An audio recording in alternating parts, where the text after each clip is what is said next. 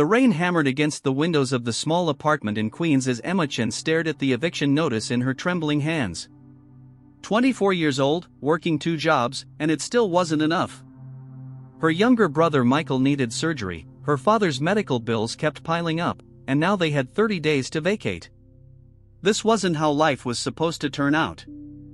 3 years ago, she had dreams of finishing art school, of painting in a studio overlooking Central Park. Her phone buzzed with a message from an unknown number. "I have a proposition that could solve all your problems. Meet me at Celestial Gardens tomorrow at 8 p.m. Come alone." Emma's heart raced.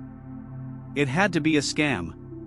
But desperation makes dangerous things seem reasonable. She thought of Michael's pale face in the hospital bed, of her father's ashamed eyes every time another bill arrived. The next evening, Emma stood outside Celestial Gardens, Manhattan's most exclusive restaurant. A hostess approached with a polite smile. "Miss Chen? Mr. Blackwood is waiting." Emma's stomach dropped. Blackwood. Everyone in New York knew that name. The Blackwood family controlled half the city's real estate, their wealth dating back generations. She was led to a private room where an elderly man sat alone, his silver hair perfectly styled. "Miss Chen, I'll be direct," James Blackwood said. "My grandson needs a wife, and you need money. I'm offering you $2 million to marry him for 1 year." Emma's mouth went dry. $2 million. Michael's surgery. Her father's bills. "He doesn't know about this arrangement," James continued. "He thinks this is a business merger marriage. You'll meet him on your wedding day. He'll be wearing a mask, as per family tradition. You won't see his face until after the ceremony." Emma's mind spun with the weight of an impossible choice. She thought of Michael's small hand in hers, his whispered "I'm scared" in the hospital. Sometimes survival meant surrendering. "When's the wedding?" she heard herself ask. James Blackwood smiled, and Emma realized she'd just agreed to marry a ghost. Outside, thunder rolled across the Manhattan skyline. 3 days later, Emma stood in a bridal suite at the Plaza Hotel, staring at her reflection. The wedding dress was exquisite, delicate lace and silk that probably cost more than her father earned in 5 years. A team of stylists had transformed her into someone she barely recognized. She looked like a princess from a fairy tale, except princesses weren't selling themselves to save their families. A gentle knock interrupted her thoughts. "It's time, Miss Chen," a coordinator said softly. Emma took a deep breath, forcing her feet to move. The wedding was small, intimate, just as James had promised. No media, no crowds, only essential family witnesses. As she walked down the aisle, her heart hammered loudly. And then she saw him. Ryan Blackwood stood at the altar in a perfectly tailored black suit, his posture commanding. But it was the mask that made her breath catch. An elegant white and gold Venetian mask covered the upper half of his face, leaving only his strong jawline and lips visible. Those lips were pressed into a thin line. As she reached the altar, Ryan extended his hand. Emma placed her trembling fingers in his, and electricity shot through her arm at the contact. His hand was warm, strong, and steady. She dared to look up at him, trying to find some hint of the man behind the mask. For a brief moment, his fingers tightened around hers, almost protective. The officiant began speaking. When it came time for vows, Ryan's voice was deep and smooth, sending unexpected shivers down her spine. "I do," he said, and something in his tone made it sound like a promise. Emma whispered her own vows, sealing her fate with 2 simple words. Then came the moment she'd been dreading. "You may now kiss the bride." Ryan's jaw tensed. Slowly, he leaned down. His lips brushed against hers, soft and brief, yet burning with unspoken questions. When he pulled back, his hand rose toward his mask. Her heart seized. Was he going to reveal his face? But James Blackwood cleared his throat loudly, and Ryan's hand dropped, leaving Emma married to a beautiful mystery. The Blackwood mansion in Upper East Side was more intimidating than Emma had imagined. Marble floors, crystal chandeliers, and priceless art adorned every corner. Ryan had barely spoken during the car ride from the plaza, his mask still firmly in place. Now, standing in the grand foyer of what was supposed to be her new home, Emma felt more like an intruder than a wife. "Your room is upstairs, second door on the left," Ryan said, his voice careful and distant. Emma's heart sank. "Your room. Not our room." She nodded, not trusting her voice. A housekeeper appeared to guide her, but before Emma could follow, Ryan's hand caught her wrist. The sudden contact made her gasp. "This arrangement," he said quietly, his thumb accidentally brushing against her pulse point, "it's temporary. Don't forget that." Emma pulled her hand back, trying to ignore how her skin still tingled where he'd touched her. "I won't," she replied, her voice steadier than she felt. She climbed the stairs alone, each step feeling heavier than the last. The bedroom was beautiful but impersonal, like a luxury hotel suite. She sat on the edge of the bed, still in her wedding dress, and finally let the tears fall. Days passed in uncomfortable silence. Ryan left early each morning for Blackwood Industries and returned late at night. They ate dinner together as James had insisted, but conversation was painfully formal. Emma caught herself studying the lower half of Ryan's face during these meals, memorizing the curve of his jaw, the way his lips moved when he spoke. She wondered what color his eyes were behind that mask. On the fifth night, Emma couldn't sleep. She wandered downstairs to the library, seeking comfort in books. She was so absorbed in a novel that she didn't hear footsteps approaching. "You like reading?" Ryan's voice made her jump. He stood in the doorway, the mask still on even at midnight. Emma noticed he was holding a sketchbook. "And you draw?" she asked before she could stop herself. Ryan's jaw tightened. For a long moment, he just stared at her. Then he stepped closer, and Emma's breath caught. "My grandfather told me you wanted to be an artist," he said softly. He held out the sketchbook, and when Emma took it, their fingers brushed. The drawings inside were breathtaking, filled with emotion and skill. She looked up at him, seeing him differently now. Behind that mask was someone who understood beauty, who felt deeply. "These are incredible," she whispered. Ryan moved closer still, close enough that Emma could feel the warmth radiating from him. "Emma," he said, her name sounding different in his voice, almost tender. His hand reached up, fingers touching the edge of his mask, and Emma's heart stopped beating entirely. Ryan's fingers froze at the edge of his mask, his breath visible in the quiet library. Emma held her breath, her heart pounding so loudly she was certain he could hear it. But then his phone buzzed sharply in his pocket, shattering the moment like glass. He stepped back abruptly, his hand dropping. "I should go," he muttered, turning away before Emma could respond. She watched him disappear into the darkness of the hallway, clutching his sketchbook to her chest. The next morning, everything changed. Ryan joined her for breakfast, something he'd never done before. He still wore the mask, but his demeanor was different, less cold. "I have a business dinner tonight," he said carefully. "My grandfather insists you attend as my wife." Emma's stomach fluttered nervously. This would be her first public appearance as Mrs. Blackwood. That evening, Emma wore an elegant navy dress that had been delivered to her room. When she descended the stairs, Ryan was waiting in the foyer. He looked up, and even with the mask, she could sense his reaction. His jaw slackened slightly. "You look beautiful," he said, so quietly she almost missed it. Heat rushed to her cheeks as he offered his arm. The dinner was at an exclusive restaurant where Manhattan's elite gathered. Emma felt dozens of eyes on them as they entered. Ryan's hand moved to the small of her back, protective and possessive. "Stay close to me," he whispered near her ear, sending shivers down her spine.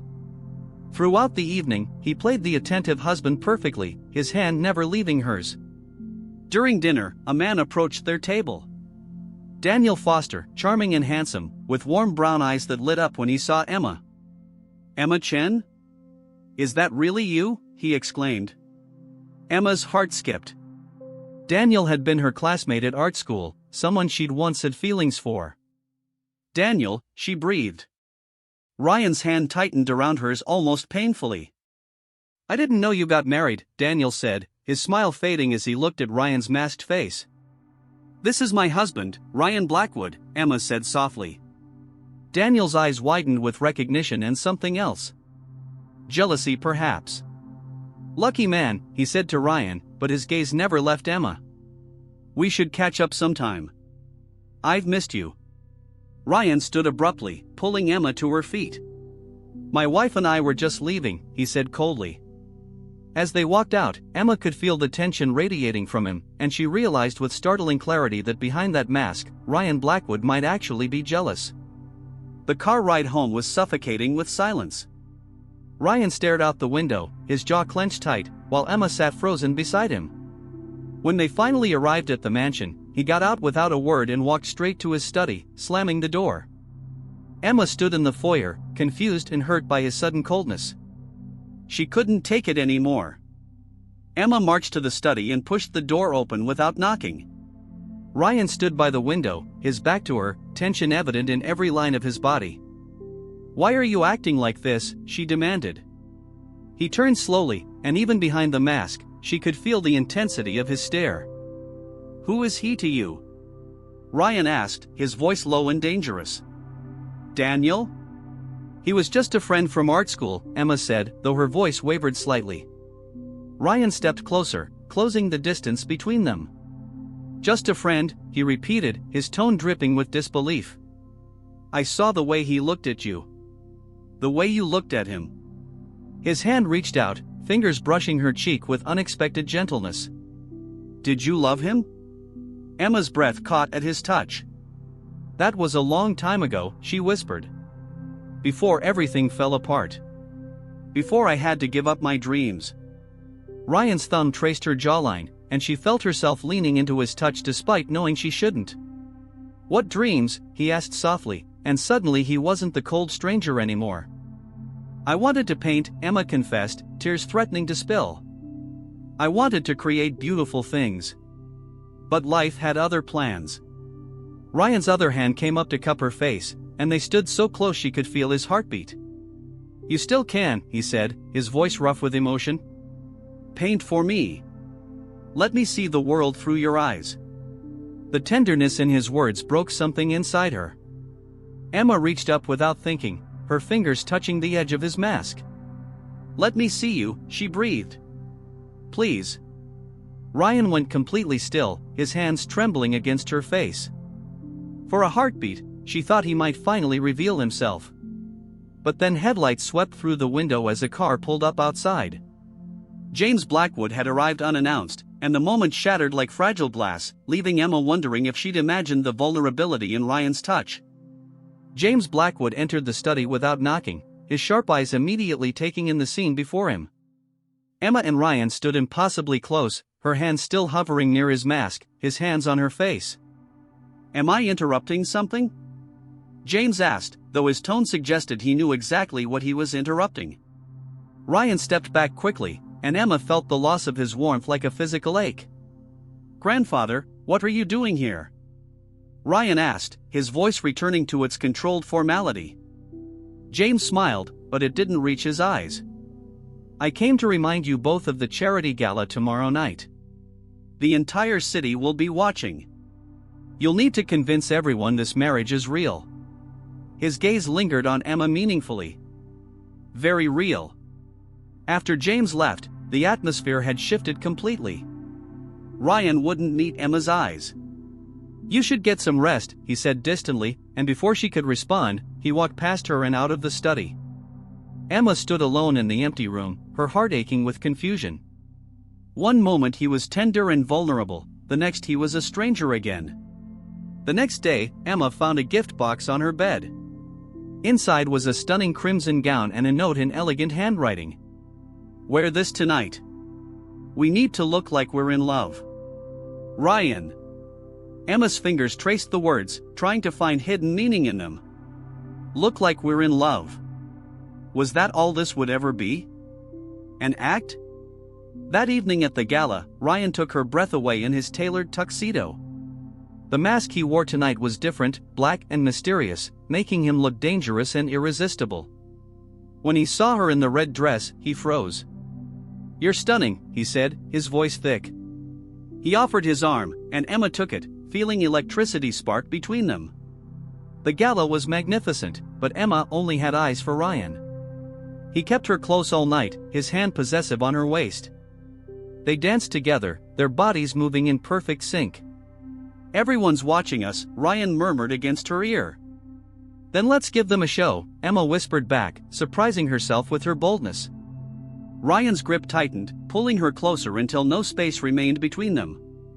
As they swayed to the music, Emma saw Daniel across the room, watching them with an expression she couldn't quite read. But for once, she didn't care about anyone else.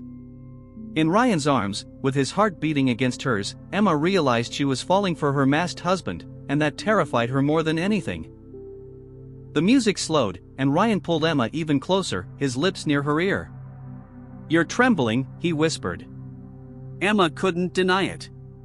Being this close to him, feeling the strength of his body against hers, made her entire world tilt. "I'm cold," she lied. His hand moved up her bare back, leaving fire in its wake. "Liar," he murmured, and she could hear the smile in his voice. When the song ended, Daniel appeared beside them. "May I have the next dance?" he asked Emma, ignoring Ryan entirely. Emma felt Ryan's entire body tense. "She's tired," Ryan said coldly. But Emma, feeling rebellious and confused by her own emotions, spoke up. "One dance won't hurt." She saw Ryan's jaw clench as she took Daniel's hand. Daniel led her to the dance floor, his touch familiar but lacking the electricity of Ryan's. "You seem different," he said softly. "Marriage changes you, I guess." Emma tried to smile. "Emma, I made a mistake letting you go," Daniel confessed suddenly. "When I heard you got married, I realized what I'd lost." "Leave him. We can start over, go back to how things were." Emma's heart stopped. A year ago, those words would have meant everything. Now they felt wrong. "Daniel, I'm married," she said firmly. "To a man whose face you haven't even seen," he countered. "This isn't real. Everyone knows the Blackwoods arrange marriages for business. You deserve love, Emma. Real love." Before Emma could respond, a strong hand gripped her wrist. Ryan pulled her away from Daniel with barely controlled fury. "Don't touch my wife again," he said, his voice dangerously low. He practically dragged Emma out of the ballroom, through the corridor, until they reached an empty terrace. The night air was cold, but Ryan's anger burned hotter. "What was he saying to you?" Ryan demanded, his hands on her shoulders. Emma's own frustration exploded. "Why do you care?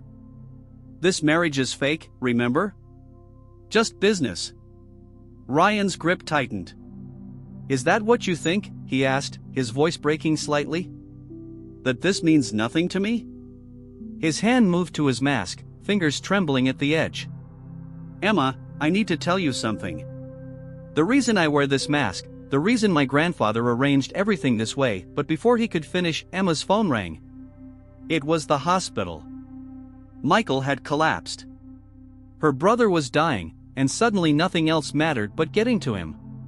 Ryan's secret would have to wait, though Emma had no idea that delay would change everything. Ryan drove through the rain-soaked streets at dangerous speeds, his hand gripping Emma's as she sobbed in the passenger seat. "He'll be okay," Ryan said, though his voice was tight with concern. When they arrived at the hospital, Emma ran through the doors, Ryan close behind her. Her father David sat in the waiting room, his face pale and aged. "They're operating now," he said weakly. Hours passed like torture. Emma paced the hallway while Ryan made phone calls, arranging for the best surgeons, pulling strings she didn't know existed. When she finally collapsed into a chair, exhausted from crying, Ryan sat beside her and pulled her into his arms.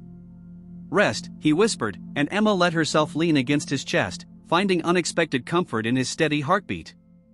At dawn, the surgeon emerged. The operation was successful. Michael will recover fully. Emma's knees buckled with relief, and Ryan caught her, holding her up.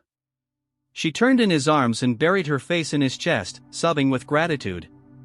Ryan's hand stroked her hair gently. "Thank you," she whispered. "For everything." His arms tightened around her protectively. Later, as Emma sat beside Michael's bed watching him sleep peacefully, Ryan stood in the doorway. She noticed something different about him, a tension in his posture. "Emma, we need to talk," he said quietly. "About the mask."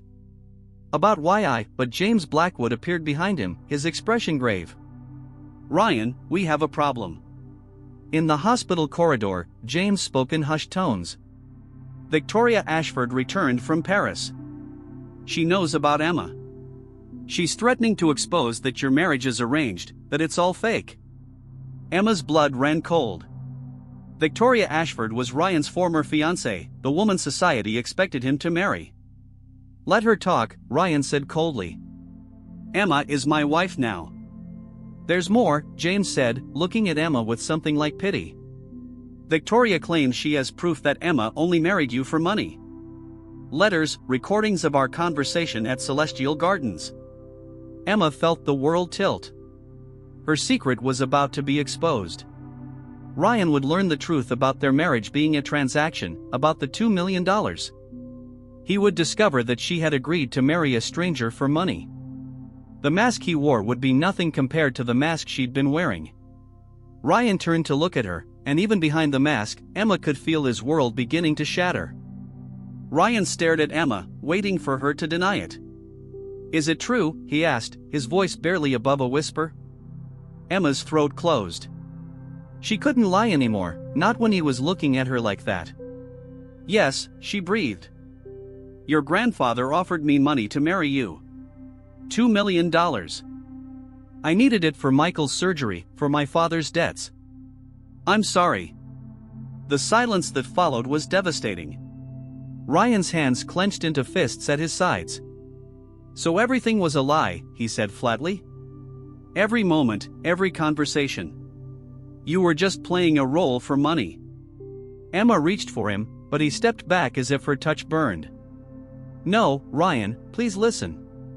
It started that way, but You what?" he interrupted, his voice rising.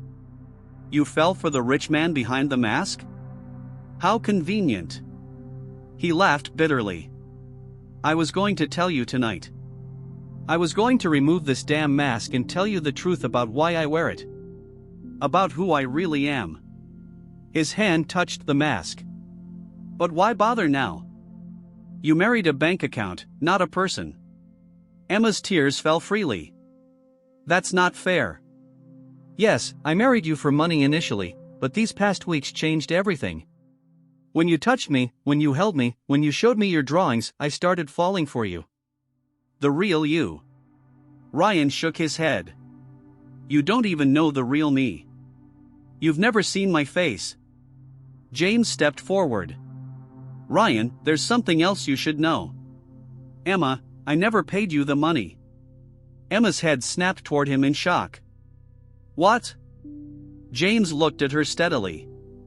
"I was testing you. I wanted to see if you'd stay even without payment. And you did. Every day, you could have left, but you stayed. You fought for this marriage." Ryan went very still. Emma's mind reeled. She'd been living as his wife for weeks, believing the money would come after the year ended, but it was all a test. "You manipulated both of us," Ryan said to his grandfather, his voice dangerous. James didn't flinch. "I gave you both a chance at real love. What you do with it is your choice." He walked away, leaving Ryan and Emma alone in the sterile hospital corridor. Ryan's hand slowly moved to his mask, and this time, nothing would stop him. "You want to know who you really married?" he asked Emma, his voice breaking. "Then look." Ryan's hands trembled as he lifted the mask from his face.